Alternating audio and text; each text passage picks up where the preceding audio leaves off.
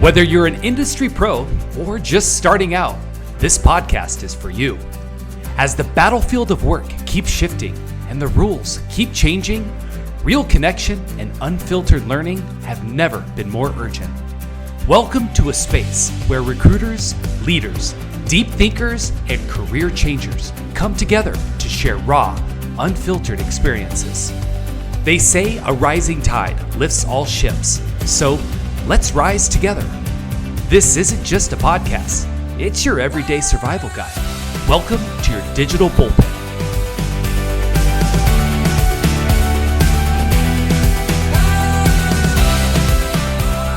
Amy Yackowski, what's up? Hello. Hi. Hello, Amy. Oh my God, welcome back to Your Digital Bullpen.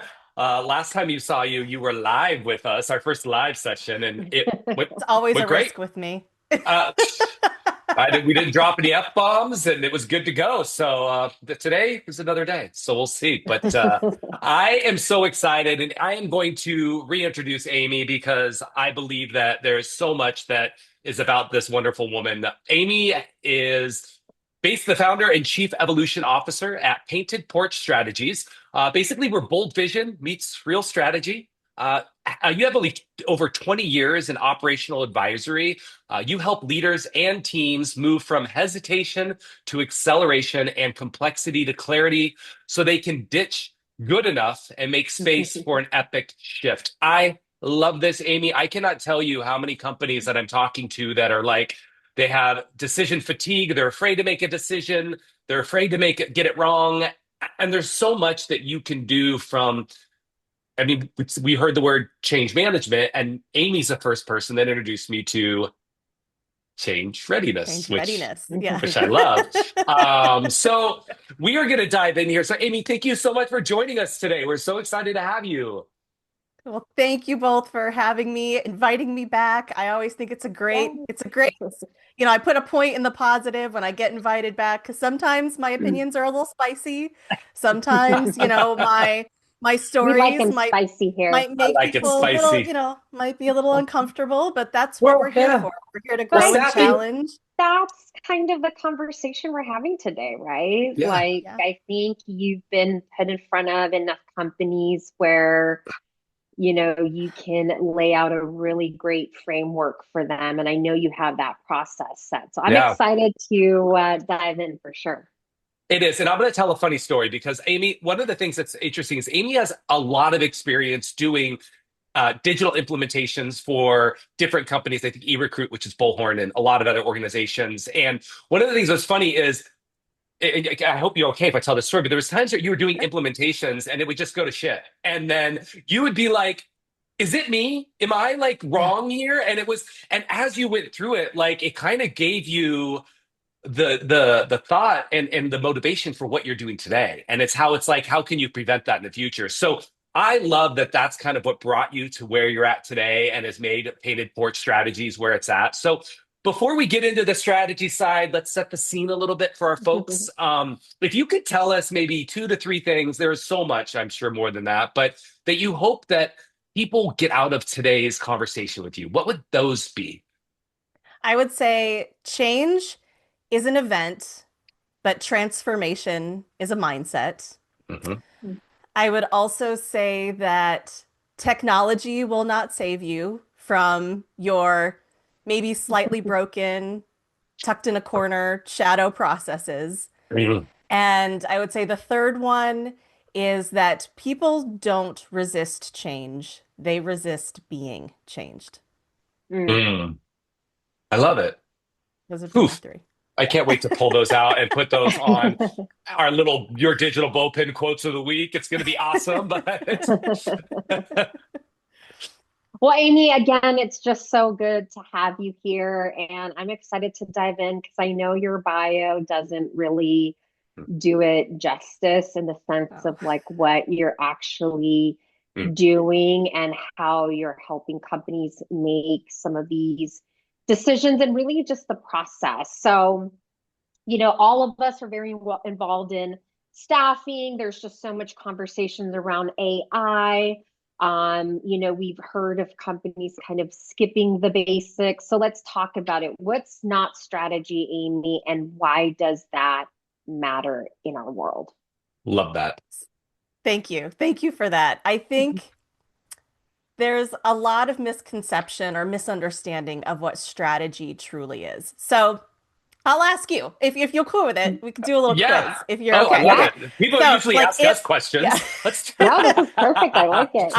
I am a broadcast journalist by training, so there's always got to be a little bit of She's interview gonna in there. flip the Okay, script. All right. Yeah. so if you think it's strategy, put your thumb up. If you Mhm. think it's not Okay. strategy, put your thumb down. If you have no idea, just kind of put it in the middle somewhere. Okay. Okay. Cool. So if someone said, our strategy is to shift from doing projects from a waterfall methodology to agile, do you think that's strategy or tactics? Correct. Tactics. Good job. Yes, Yeah. that is a tactic because agile is a method. It's not a strategic Yeah. direction. Okay, next one. Our strategy is to improve customer satisfaction. Strategy, yes or no? Tactic. Okay, you know what? You all are doing great so far. We've Yes, just spent that's too much actually time with you. that's a goal. That's a Yes. goal. That's an Yes. Yes. outcome that you're trying to aim for, but it doesn't explain how you'll actually complete it or why that's important, why it will make you different. Okay, Right. third one. Going back to your question, Mirna. Our strategy is to go all in on AI. Correct. Yes. And I like to say it's a vague statement, number one, and I actually kind of think it's kind of a terrible idea. Technology adoption without any type of strategic context is really, really dangerous. Mm. And I think that's the thing that we often miss. Now, I'll give you a fourth one, and it's kind of a softball here. So, what is this strategy or tactics? Our strategy is to become the most trusted partner in our industry by creating seamless, personalized experiences that anticipate our customers' needs. Sounds like somebody thought that one out. Like it's got. Yeah, Okay, exactly. Ding, good. ding, ding. Gold stars. You Yes, got them all right. and you can even That's the hear it. It strategy. sounds and it Yeah. feels different. There's some thought Yeah. and method and the pre thought, right? Hmm. Yeah, like precog, like Minority Yeah. Report, but without all the murders. Yes. Yes. So, or the I false love that movie, imprisonment. by the way. Yes. Uh, sorry, that went awry. I love it. I love Um, it. but back to that question, when it comes to AI, I find so often, and we hear it every single day, because it's easy to get hooked into a strategy being to go all in on AI, or our strategy is to leverage this AI tool to help us improve our customer experience or whatever it might be. And while there may be a lot of really great intentionality around that message that you want to go all in on AI, I think most organizations miss asking the fundamental question of why. Why is this important? And where are we going? Like, and why does that matter? That's the piece that I find so many organizations miss. We confuse tactics with strategy and then wonder why we often are bumping against ourselves, against our ability to effectively progress forward, is that we skip this really critical piece called strategy with a capital S. And it really is getting very clear on like, who are you as an organization? Mm. How do you want to position and represent yourselves? And where is it that you're trying to go? The tactics, the decisions of what tools to use, how to organize your teams, how to structure your organization and your Mm. leadership, all of those pieces, your go to market, all of those are actually tactics that should always point back to whatever your strategic vision and Mm. mission of your organization is. And I think, some of it is just by nature, it's the business that we're in. We can feel Mm. like we're hamsters on a wheel just trying to catch up. And we can feel that there's a sense of urgency that we're behind Mm. because our competitor is already leveraging AI. But the first thing you have to stop is like, why AI? Like, Mm. why would we want to leverage it beyond it looks cool, or we can reduce Right. our headcount, or we can increase our touch points, right? Like, what's the underlying why? Because that's often when projects go off the rails really quickly because they're not anchored to an overarching strategic vision and mission. And you know what I love is I'm gonna ask two questions here. And one, I'm just gonna kind of accent what you've said. But you said, one of the things we talked about previously is strategy. There's a lot of people that are like, I need to get in there, I need to catch up, I need to get everybody else's other people are ahead of me. And strategy isn't catching up with the competition. So how would you reframe that? It is instead what? Ooh, that's a great question. So, strategy isn't catching up. It really is. I think I'm going to go back to what I just said. It's Mm, really staying on course to your organizational destination and your North Star. mm, I think that's Mhm. ultimately what strategy is. Yes, there might be technology solutions that can help enable and empower that direction. Like think about if you were literally, you know, on a ship trying to get to a new destination. You could use your hands and you could paddle to get there. mhm, You could use actual oars to help maybe improve it. You could get a team of people with oars, or you could put a really massive motor on the back and fly, right? mhm, So those are the tactics, but the strategy is the direction, the mm. point that you're aiming towards, not the methods and mechanisms Mhm. and, processes that are going to get you there. So I'm gonna ask the next question if that's okay, Myrna, because Yeah, yeah. I'm on building on this. So companies now decide their tactic, right? And they're like, hey, my tactic, or our direction is here. My tactic is to use this technology, right? Hmm. To do that, the or the engine, right? Whatever it is, that's the tech. But Yeah. there's also this, you said it, instead of FOMO, you call it what? Phobo. FOBO, which means Yeah. fear of better options, which I got to tell you, that's where a lot of I'm hearing companies are afraid to make a decision when Yeah. sometimes there is like might be five technologies and all five might be a good decision, right? It's just Hmm. Mhm. so how is stalling a real decision? Like, how is that stalling decisions in our industry, FOBO, right? Where does that come from? Well, I think number one, well, actually, you know what? I know. I was going to say I think, but I know. I know what it comes from.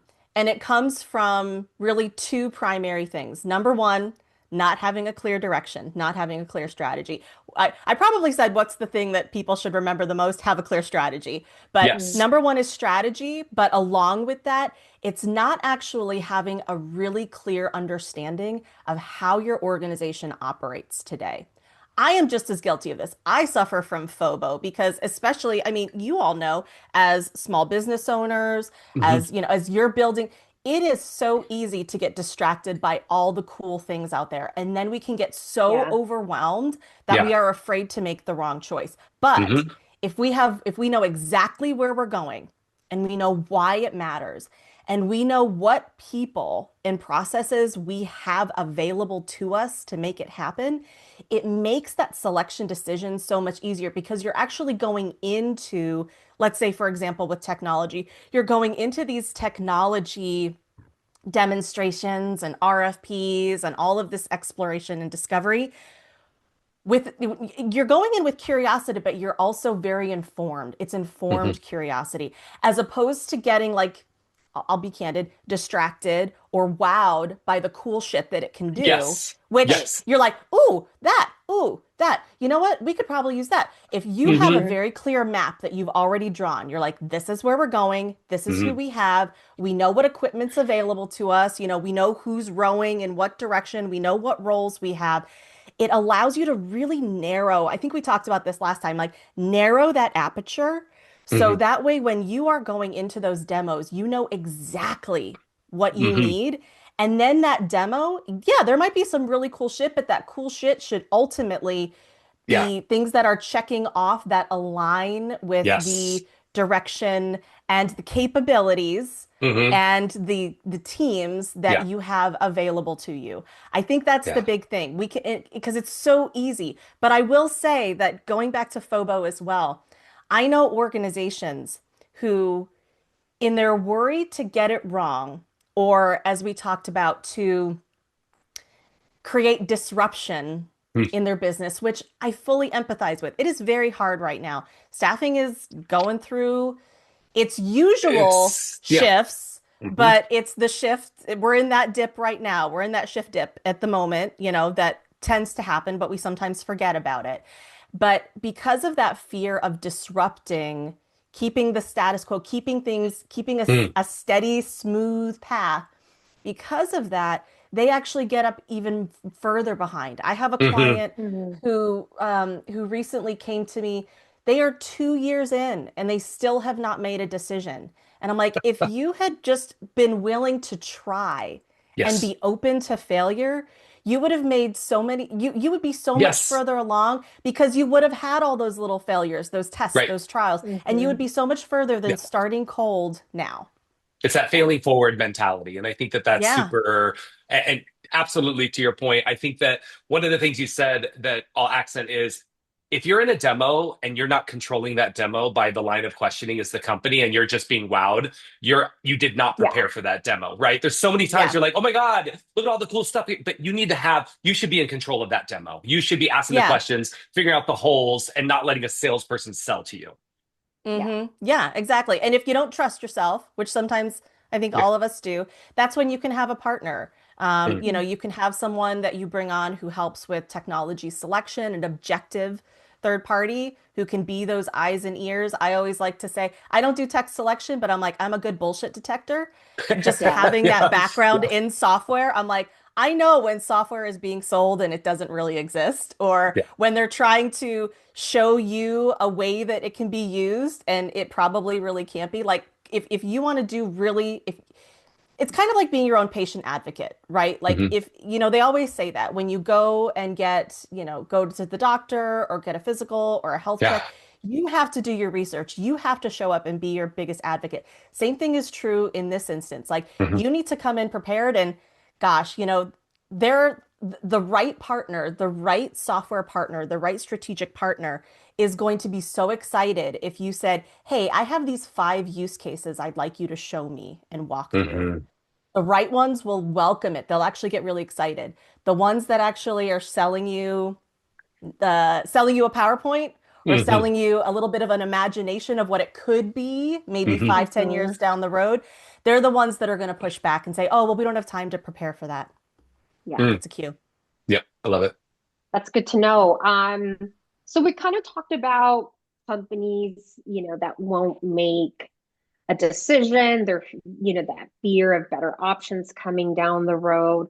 What about companies that maybe are calling themselves AI first? Like, what's the danger in leading with tools instead of like people?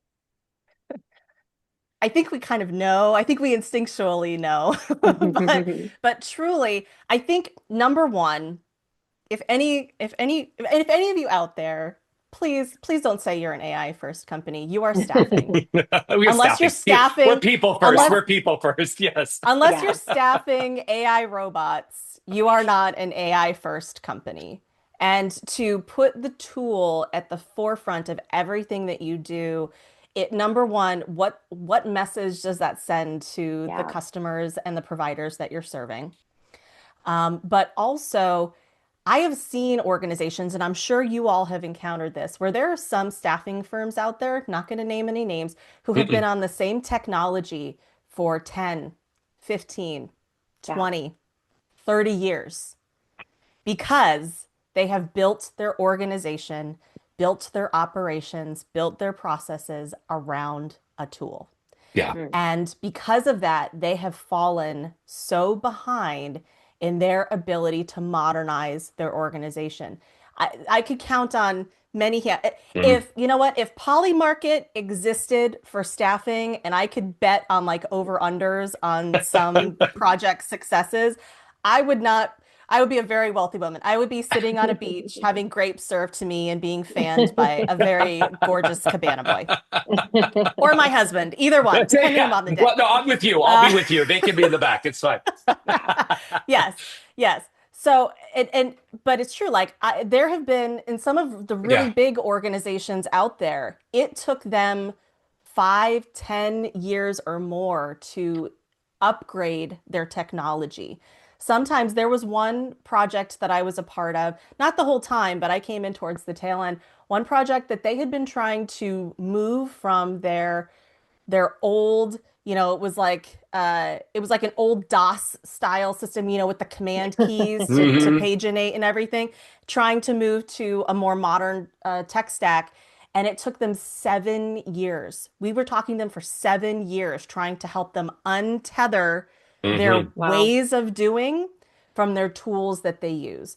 That's why Hmm. it's so important with any new innovation. You always start with understanding your business first. Understand your business, understand your processes, and then decide where, when, and how technology can help support and enable and maybe accelerate that. But man, do not put that at the forefront. Don't design your business around a technology because technologies, as we know, they Hmm. continually change. I mean, look at eRecruit, Yeah. rest in peace.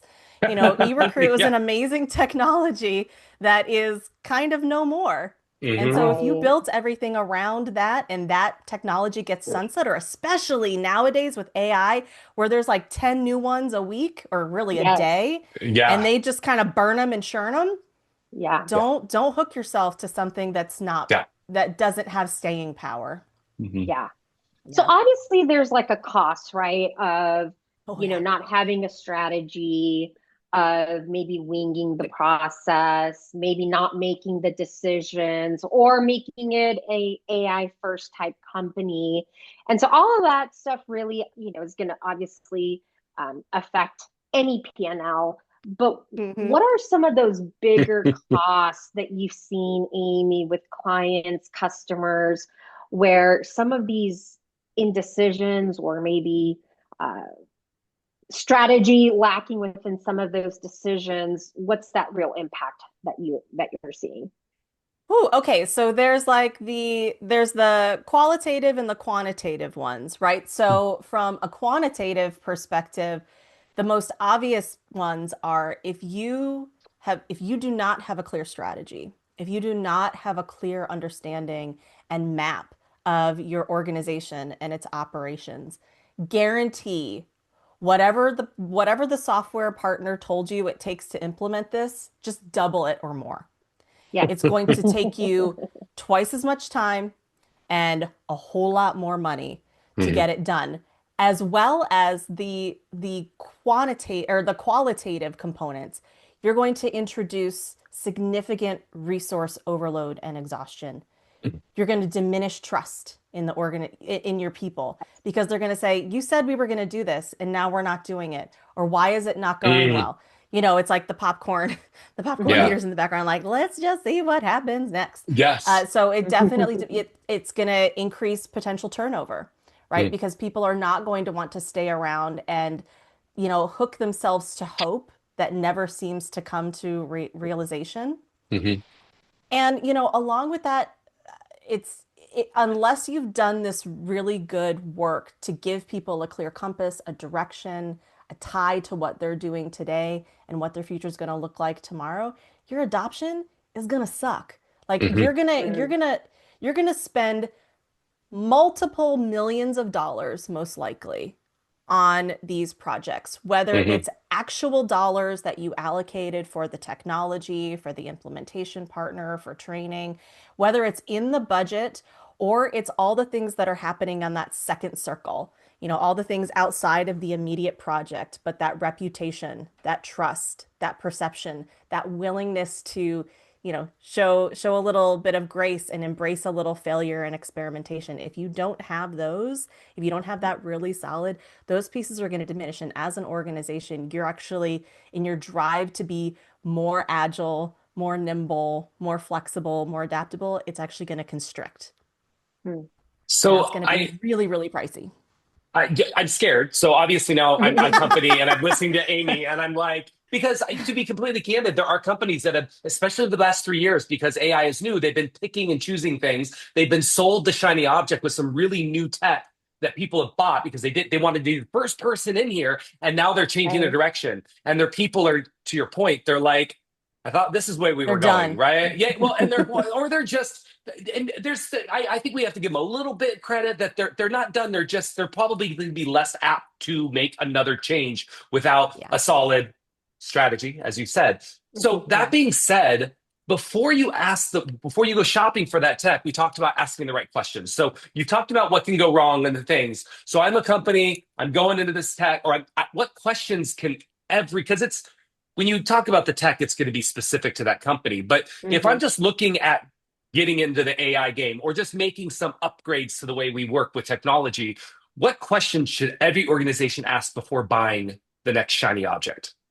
All right, you ready? I'm gonna throw a couple out here. Some are gonna feel a little woo squishy, and some are gonna be a little bit more maybe a little bit more tactical, or as I like to Yeah. say, stractical, which Yeah. is the combination of strategy and Via tactics, tactical. Ooh. bringing those words together, be more stractical with it, because both can exist, both do exist, but we Yeah. should be leveraging both in our minds, right? Okay, so first thing every organization should ask before buying the next shiny thing is, who are we? Mhm. What do we do? Who do we serve? Why does it matter? What do we value? What do we value? I think that's actually a really big one. Mm. What do we value most as an organization? When And you say how do value, what do you we, mean?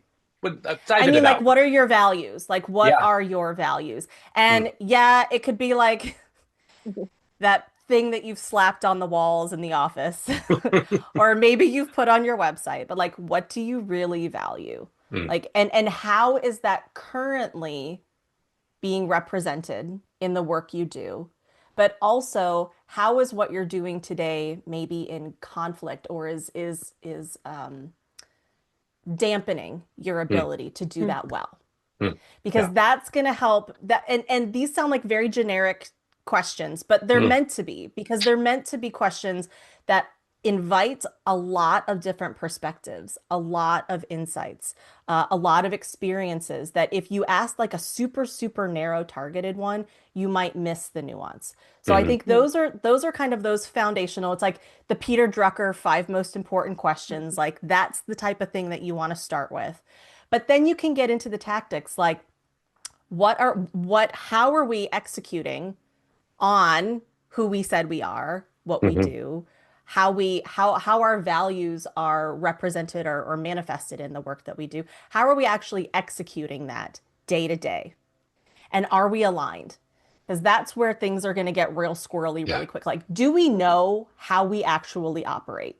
Mm. I'm going to say, do we know how we actually operate? Not, yes, we have an idea, or, yes, we have a couple FAQs or some how-tos written down for when new Mhm. people join. But like, how is work actually being done in service to the organization and, and your mission and goals and objectives? Because that's really going to be the thing Yeah. before you buy any tech. Because there have been times, candidly, where in the past, client bought our software. I got, just went out there to their office. I'm like, great, let's design the future. And the moment we started getting into it and really understanding what they did day in and day out, there were a couple times where I just, much to the chagrin of salespeople, I'd be like, I just don't think our software is right for you. Yes. I don't think this is the right tool. Simply because of either the way you do your business or the way that you do it that you feel is a true category of one or industry differentiator or market differentiator that you are unwilling to change. Mm. And sometimes unwilling to change is I'm okay with that if it Mhm. is truly aligned with like what makes you Your different. values. Yeah. Yes, what your values, where is it you're trying to go as an organization? So I Mhm. think those are the key things. And then also the biggest one, which kind of leads into the next thing is if we were to buy the software, how confident are we in the capabilities of our team to design it and execute it? And we can have a lot of confidence in our people. We could say, you know what? I've heard so many times, we've done a pulse survey. We had a town hall. Everybody pretty much is in agreement. They want new technology. They are eager for it. They are hungry to make this happen. That doesn't mean that they're capable of actually embracing something new. Yeah. And this is the biggest thing. And I saw this for years and years and years where they would buy this shiny new technology, this cool new thing that did cool shit, and the moment we started to design the future, they wanted to recreate the current. Mhm. And it made it very difficult. Number one, if you do that in any realm, it's going to feel more uncomfortable, more Hmm. troublesome. It's going to be harder to adapt Right. because you're looking at it through the lens of what we do today, what we know today, how we execute our work today, through the lens of a system. So if, I think that's the big thing is what is the readiness of the people that you are going to recruit to do this work? What is your confidence in their readiness and ability to not just configure and test and validate, but design. I Hmm. like to say just because someone's a really good driver doesn't, of a car, doesn't mean they Hmm. know how to build one.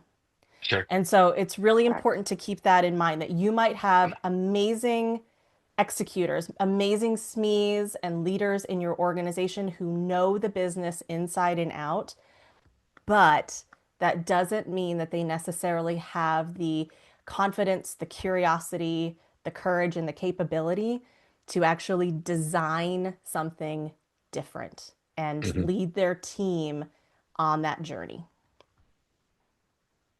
So if you are ready to answer some of those questions that you mentioned, Amy, early on, like who are we? Um, and maybe you have the right team, people are ready to jump on board. Um, you're also kind of saying that that doesn't necessarily mean that they're ready. Like there's still a few things that are like missing in that like equation.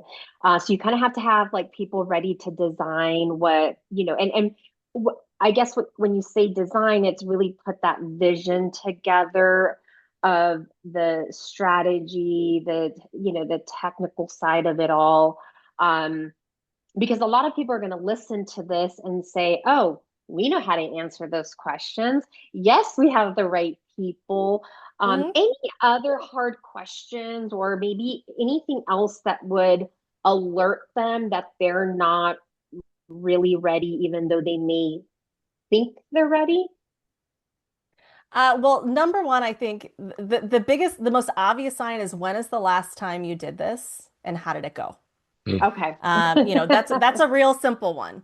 I Because like that. yes, we just like all of us, human nature, we all have confidence in our own capabilities, right? I Of think there's course. even I can't remember the name of the theory, but it's like 80% of people think that they're better drivers than everybody else, right? It's that whole premise. And we're really I'm one not. of Totally. the I'm one of the better drivers. It's fine. You, oh, Agreed. totally. Same Absolutely. here. Absolutely. Um, but I think with all of us, we can go in with a lot of confidence. Yeah. Um, but it's really about it's not just knowledge. Like there's different schools of change management thought. And one of them is ProSci. I'm not going to dog on ProSci. They have some great ideas, but they focus on awareness, desire, and knowledge. Mm, Knowledge is not enough to move forward. Knowledge is knowing, is like a Mm. surface level knowing. It's I know the things that I'm supposed to do. But Mm. wisdom is having the inner knowing, the inner confidence to say, and I know and understand how to navigate when things aren't going to go as planned. Yes. So I think that that's the big difference because any change, even if we have the most beautiful project plan Hmm. and we've done our RACI and we have all our stakeholders, we've done interviews, we've done a blast radius, we know who's an influencer, who's a decision, like we've done our 2x2s and all of those pieces. We have a training schedule in place. It can be perfect, but if we don't plan for what could go wrong, the unknowns, that's really where things can get really tricky really quick. Yeah. We can go in with clear eyes and full confidence, but if we haven't trained or created an environment where failure is feedback Hmm. and failure is experimentation, and it's through that experimentation that we iteratively get better and better each time, that's going to be a really big sign. Like if they haven't done it in a while, or the last time they did it, it didn't quite go so well, Hmm. then that's going to be a sign that there's something that needs to be done differently and there's maybe some new capabilities that need to be introduced to the organization. So that way, those individuals, both who are leading and designing the change, but also the people fundamentally who are responsible for embracing, understanding, and executing on these changes can do so well. I love it. So, Yeah. okay, we've asked the questions, we picked the tech, we're in it, right? We're confident. Hmm. I'm going to double prong this question. So, Okay. first off, when is it the right time to say, you know what? We picked the right tool, but we need to pause because we're not doing this right? Or when is it the time to say, wrong tool, wrong everything, we made the wrong decision, we need to pivot? Like, because both could Mm. be right depending, Hmm. right? It might feel like it's the wrong tool, but it might just be something got lost. And then there's times where you have to be like, we picked the wrong tool. Right. Yeah. So I'll start with the first one. Like, when do we recognize that maybe we need to pause, Mm, and take a breath? I think it's, to be a little cheeky, it's when someone says, well, it needs to work this way. That's like, if someone, yeah, well, it needs to work this way because this is how we do it today. Like, if that comes out, that's kind of a sign to be like, okay, pause. Yeah. there's a little cue here, a little signal that says we're trying to recreate versus completely, versus redesign. And sometimes it's okay if you want to recreate. It just depends if the tool is going to support that and if it's going to support it well. Mhm. Yeah. So I think that's the first one. The second one is also if one of the things I advocate for is introducing change ambassadors way earlier. Change champions is what they're Mhm. typically called. Basically, creating your coalition, your change coalition, and your change ambassador network truly even before you kick off any type of project. Like, they should already be embedded, not introduced, like 6 weeks before you go live when you start to do testing. Mhm. So through that, I think if in that time, whenever that conversation happens, and someone goes, "That's not how we do it," Mhm. Shadow process. that's a shadow process. That's a cue to pause and be like, you know what? We worked on assumptions that maybe weren't quite clear. And that's where you can Right. make a decision. Are we going to pause and actually unpack that shadow process? Or as a coalition, as a team, are we going to say, you know what? We recognize that, we document that that's how it's done today, but this is how it's going to be going forward. This Mhm. is the new way going forward. So you can choose that path. Now, for the other one, how do you know you are just like completely on the wrong ship, going in the wrong direction? Um, I mean, hopefully your first sprint demo with your change ambassador network.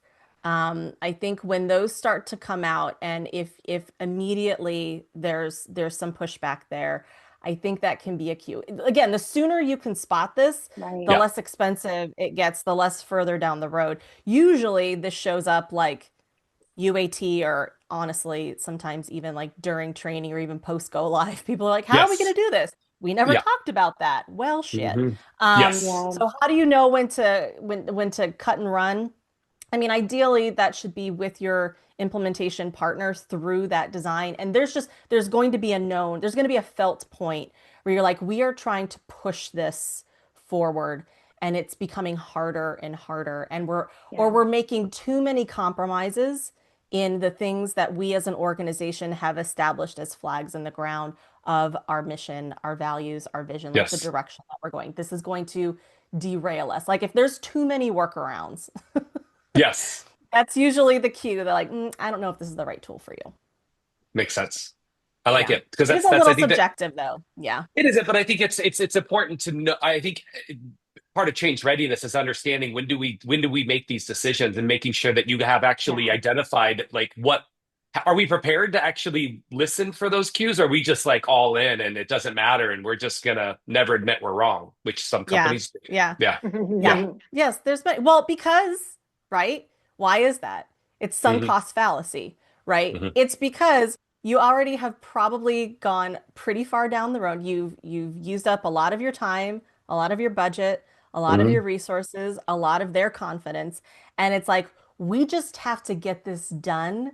We Yeah. don't care if it's good. Like, Yeah. we're already so deep in this. We got to just get it across the finish line. Yeah. And that's when all of those, all of those like qualitative measures, all those qualitative costs, those start to go up, Yeah. and all of the good stuff that this was supposed to bring really starts to go down, you know? Yeah. And you don't want that. Like, that's my ultimate goal. My ultimate goal with any of the partnerships that I do, and and the collaborations that I create, is I want people to be excited about what's coming. And I Yes. want them to get to that proverbial, I'll say end, but truly it's not the end, that first stage, which is Hmm. go live. But I want them to get that first stage feeling energized and excited and really leaning in. So they're like, oh my gosh, this is so great. What are we doing next? That's my ultimate goal. So that way, change doesn't always feel like these giant projects where you're pushing this like Sisyphean boulder up the edge of Mount Everest. Hmm. Instead, there's just these little pebbles that you're picking up and moving down the road. And so that way, as an organization, change and innovation just become part of your DNA. It becomes a Hmm. habit. So that way you are always Um, curious. You're always looking for opportunities to improve and optimize and accelerate, as opposed to waiting for these big things to get implemented every Yeah. 3 to 5 to 10 or sometimes 30 years. Yeah. well, I know we can like literally go Yeah. on forever here, Yeah, I know. Amy, and you have like such great like advice, and just as like a little bit of like a recap on, we talked a little bit about strategy. It doesn't necessarily equal tech stack. Good strategy doesn't necessarily mean everyone agrees about it. Yep. And no disruption doesn't mean that it's actually successful, right? So, Hmm. that's a big kind of, I guess, myth that we've debunked a bit here. And if you're changing tech stack, if you're, trying to incorporate AI or any new change in an organization, Amy, if you could give maybe every staffing executive to just kind of stop and ask one thing before launching into new initiatives. I know I worked at an organization that it was always like the flavor of the month, Hmm. we're going to focus on this and we're going to kill it for, the year. And then it was like 2 weeks later, it's like, what are we doing with that? Where did that go? Am I still running with that? So what is that advice that you could possibly share with our community? Whether it's AI, regardless of that, they're wanting to implement something. What's that advice that you give? I would say, ask yourself, who do you want to become? And that's both individually and as an organization. Yeah, Who do you want to become? And who do you need in order to help get you there? yeah, I think those are the key things. And then what might they need in order to make that happen? So those three things. Who do you want to become? good. Who do you need to get you there? And what might they need in order to ensure it's successful? I love it.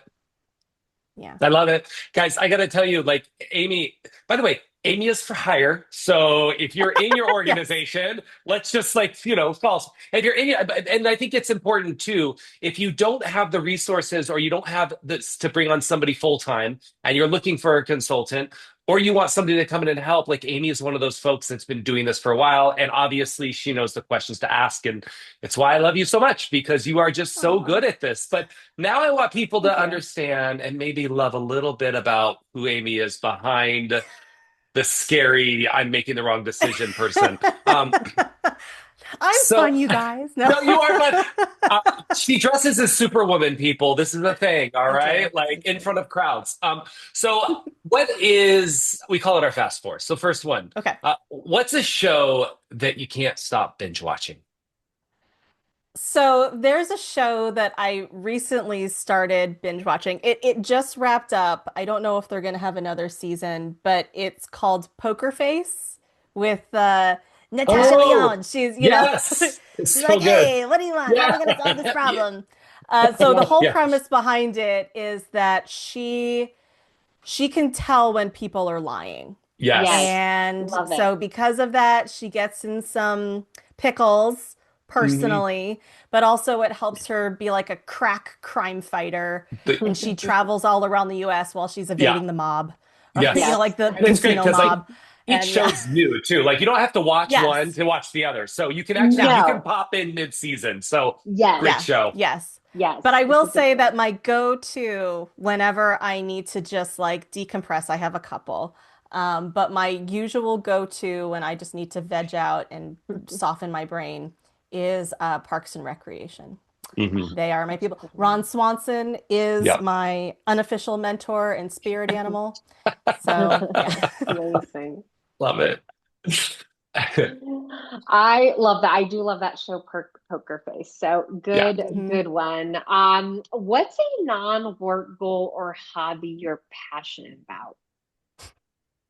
You know, I saw this question before and I laughed. I have my own business. I have no hobbies. I was gonna say, if anybody asked me that, I'd be She's like, like lying or like the lamest one. So don't Yeah. feel bad. But I do volunteer for a few organizations on the side. Yes, that's And awesome. yeah, so that is something that I really do enjoy, both yeah, the Junior League of Phoenix, which is yeah. focused on service and philanthropy, but also just helping develop the next generation of women leaders. So that's I a big love one it. for me. Now that's a freaking hobby. There you That's a big, go. that's a hobby. Come on, give it Yeah, back. yeah. Helping the youth, giving back. I just spend Absolutely. money underwater. Like that's what I do for a hobby is you're giving back. So, Hmm.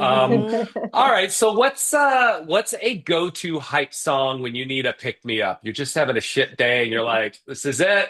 This is what makes me happy. Anything from Pitbull. Put Oh it my God, I on love and that. I'm ready to go. Mr. 305, Yes, he Mr. is my Worldwide. go-to. Mr. Worldwide. Yes. It's it. I put that Love on. it. Although I will say last night I rewatched Wicked and Defy Gravity Oh and I got a God. little teary and I'm like, this inspires me so much. I'm gonna listen to this more.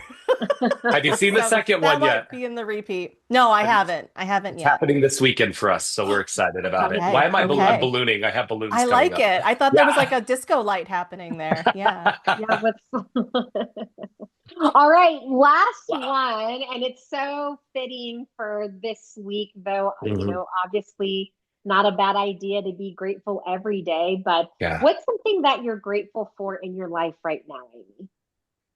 All right, this is going to sound like sucking up, but it's really not. I No. really am grateful for making relationships and having conversations with folks like you. I mean, it Mm. truly is. Like Yeah. it Yeah. makes me feel like there is possibility for extraordinary Yeah. in the world and that if like I said, if people are willing to kind of put aside the knowing, the complete knowing and the certainty and lean into a little bit, kind of like Mm. Wizard of Oz, a little bit of courage, a little bit of curiosity, a little bit of heart. Yeah. If they're Yes. willing, a little bit of brains in there as well, but if they're willing to lean into that and play and explore, I think that gives me hope for Yeah. the future of what organizations can do, and so that way they can, like I say, navigate when shift happens and be Yeah. fully prepared and ready for it. Well, we are grateful for you as well, Amy, because as we continue to grow who we are and mirroring in your digital bullpen, I never thought looking back a year and a half ago that we would be talking to people that are, on the technology side and then, Hmm. picking their brain because we are trying to lift up the industry. And I think this is a huge way that we can do that and bring in the right people. So thank you so much, Amy, again, for Thank being you. here today. Very grateful for you. And again, guys, I didn't say at the beginning. I didn't say tap that like button. I didn't say it. Slap it. Slam About it. Smash it, tap it, Smash that tap like that. button. Guys, if you like what you heard today, share it with your network. Please tag somebody that needs to hear what Amy is saying because probably three. But we're super excited. Amy, thank you so much for being again part of your digital bullpen. We love Thank you you. for all your wisdom, Amy. It was so good having you on, and always great to see your face. Likewise. Good to see you. Bye.